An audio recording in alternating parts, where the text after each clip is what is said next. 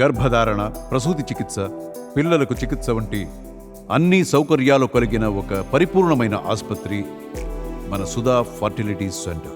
ప్రస్తుతం ఏపీలో ముఖ్యంగా ఒంగోలు నియోజకవర్గంలో అలానే బొబ్బిలి నియోజకవర్గంలో కూడా ఈ నెల 19 నుంచి 24 మధ్యలో రీకౌంటింగ్ జరగబోతుంది. అది కూడా సెలెక్టెడ్ బూతుల్లో దీనికి సంబంధించి డబ్బులు కూడా చెల్లించారు. సో అయితే 175 నియోజకవర్గాల్లో జరగాలి అనేది వైసీపీ వాళ్ళు కోరుతున్నది. అలాగే నేను సుప్రీంకోర్టుకు కూడా వెళ్ళారు. ఇది డెమో కాదు, మాకు కావాల్సింది రీకౌంటింగ్. సో ఈ అంశాలు ఏం జరగబోతున్నాయి అనేటువంటి వాటి మీద చర్చించడానికి మనతో senior political analyst Purushottam Reddy గారు ఉన్నారు. ఆయనతో మాట్లాడదాం. నమస్తే పురుషోత్తం రెడ్డి గారు. నమస్తే చరణ్ గారు.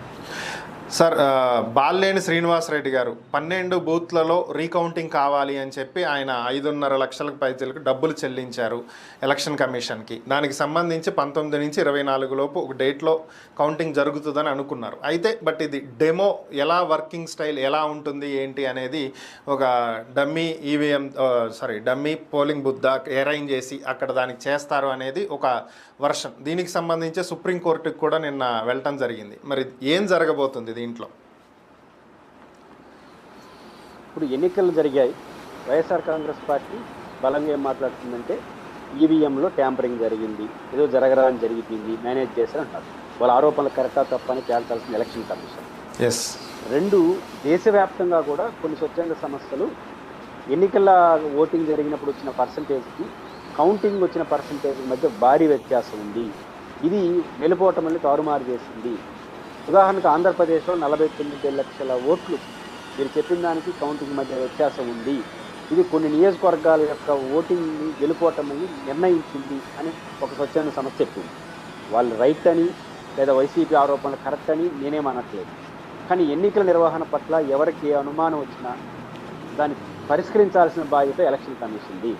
ఎందుకంటే ఎలక్షన్ కమిషను అన్నది మనం, మీరు, నేను, దేశ ప్రజలందరూ 5 ఏళ్ల పాటు ఓటేస్తున్నామంటే మన భవిష్యత్తును వాళ్ళ చేతిలో పెడుతున్నాం.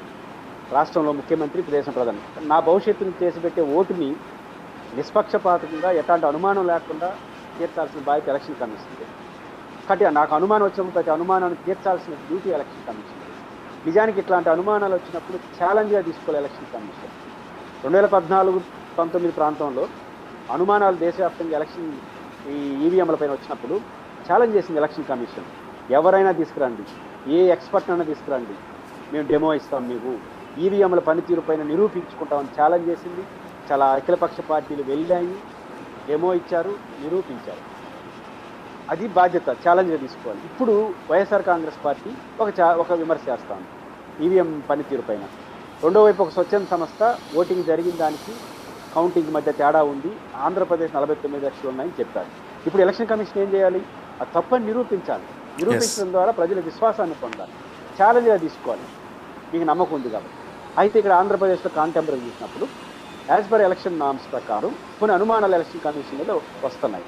నెంబర్ 1, ఎలక్షన్ కమిషన్కి విజయనగరం సంబంధించిన చంద్రశేఖర్ గారు వెళ్ళారు. వారు చెప్పిన ఈవీఎంలకు సంబంధించినంత వరకు ఛార్జింగ్ పెట్టారు, ఫుల్ ఛార్జింగ్ పెట్టి ఒక 10 గంటలో 12 గంటల చోపు ఓటింగ్ జరిగారు. ఆ తర్వాత బ్యాటరీ ఆఫ్ చేసి 25 రోజుల పాటు పెట్టిన తర్వాత 90% ఛార్జింగ్ ఉంది. ఇది ఎట్లా?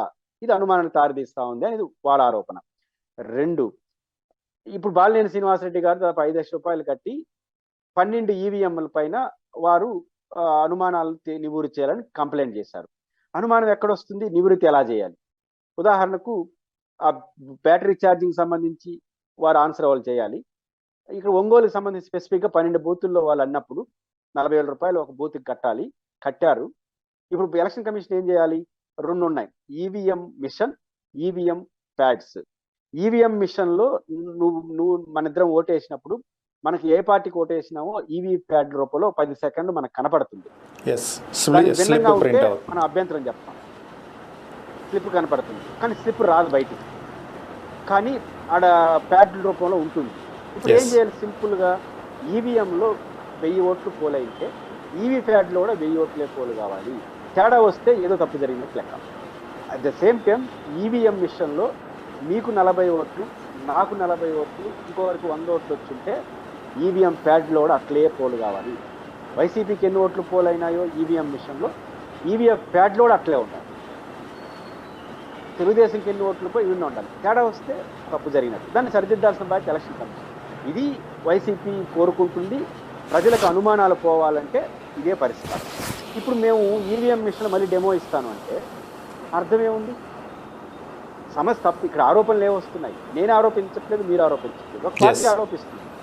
ఈవీఎం మిషన్లో నేను ఓటేస్తున్నాను, నాకు ఈవీ ఫ్యాక్టరీలో ఏమో నేను వేసిన వాడికి చూపిస్తూ ఉంది, ఆ మిషన్లో ఏరే వర్కౌట్ అవుతా ఉంది అనేది లీగల్ ఒక అలిగేషన్. లేదని నిరూపించాలంటే మళ్ళీ ఈవీఎం మిషన్ చూపిస్తే కుదరదు. ఈవీఎం మిషన్లో ఎన్ని ఓట్లు ఏ పార్టీకి వచ్చినాయో ఈవీ ఫ్యాక్టరీలో కూడా అన్ని ఓట్లే వచ్చాయని నిరూపించాలి. డెమోగా చేయాలి. Simple logic.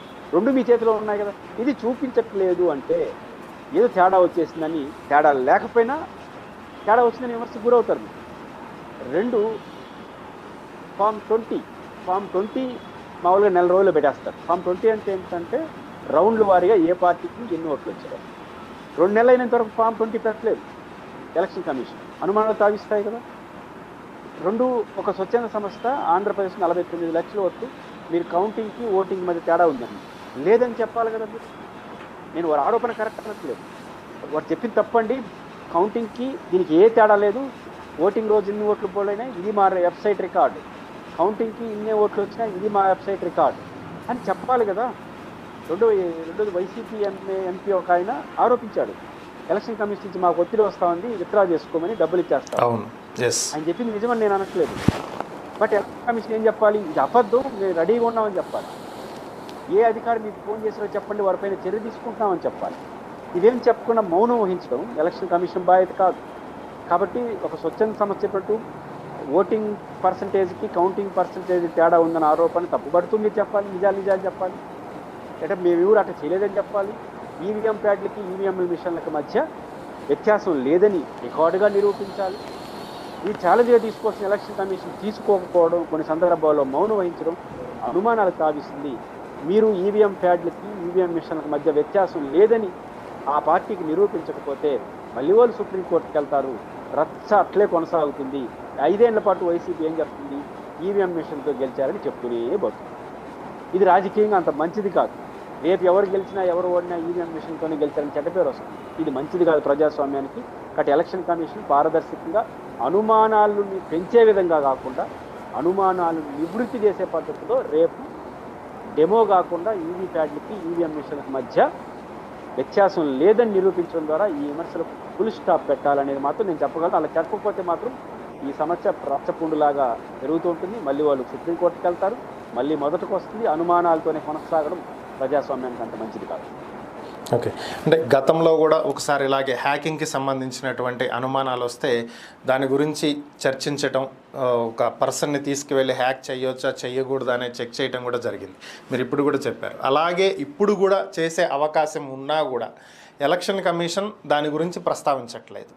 అలాగే ఇప్పుడు కనుక కౌంటింగ్లో డిఫరెన్స్ ఉంది, ఖచ్చితంగా ఈవీఎం మిషన్లో వీవీప్యాట్లో ఉన్నటువంటి స్లిప్లకి పడినటువంటి ఓట్లకి వేరియేషన్ ఉంది, కౌంటింగ్ రోజు వచ్చినటువంటి నెంబర్కి ఇప్పుడు వచ్చినటువంటి నెంబర్కి డిఫరెన్స్ ఉంది అనేది గనక బయటకు వస్తే, ఒకవేళ అలా జరిగితే, జరగకపోతే ఏ ప్రాబ్లం ఉండదు, ఎవ్రీథింగ్ పర్ఫెక్ట్ అనుకుంటాం. ఒకవేళ అలా జరిగితే అన్ని నియోజకవర్గాల్లోనూ రీకౌంటింగ్ చేయాలి అనేటువంటి ప్రతిపాదన వైసీపీ తీసుకొచ్చే అవకాశం ఉందంటారా?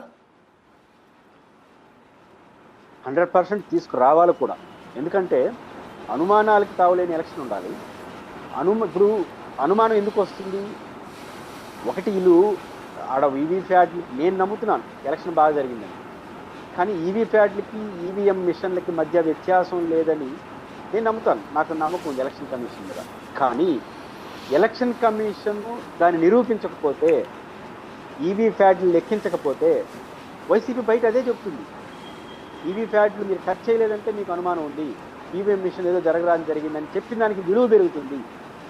నా పాయింట్ అది. నేను నమ్మచ్చు, మీరు నమ్మచ్చు ఎలక్షన్ కమిషన్.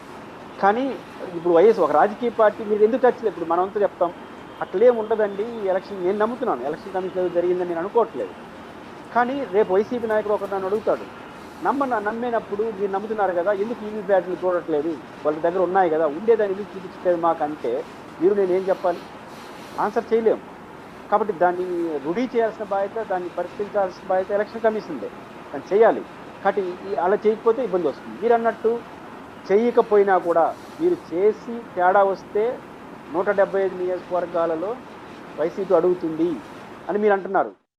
నేనేమంటానంటే కేవలం ఈవీఎం మిషన్కే పరిమితం అయిపోయి ఈవీ ప్యాడ్లు టచ్ చేయకపోతే 175 నియోజకవర్గాలకు వారు 164లో 111 వాళ్ళు గెలిచినారు కదా.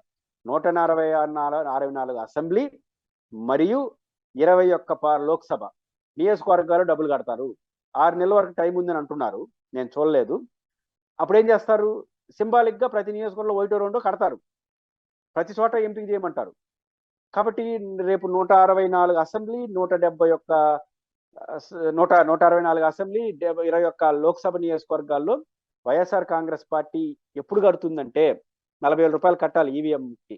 కడుతుందంటే మీరు రేపు ఈవీఎం మిషన్లకి ఈవీ ప్యాడ్లకి తేడా లేదని ఈ రెండిట్లో నిరూపించేస్తే వైసీపీ దాని జోలికి వెళ్ళదు. నిరూపించకపోతే 2 స్టెప్పులు తీసుకుంటుంది వైసీపీ. నిరూపించకుండా కేవలం ఈవీఎం మిషన్లకే పరిమితం అయితే కూడా 2 స్టెప్పులు ఏం తీసుకుంటుందంటే, నెంబర్ 1 కోర్టుకి మళ్ళీ అప్పీల్ చేస్తుంది, మాకు అనుమానాలు ఉన్నాయి చూపించమని. 2 164 అసెంబ్లీ, 121 లోక్సభ నియోజకవర్గాలు ఖచ్చితంగా కడతారు 6 నెలలు టైం ఉంటే. కట్టి మళ్ళీ కోర్టుకి వెళ్తారు.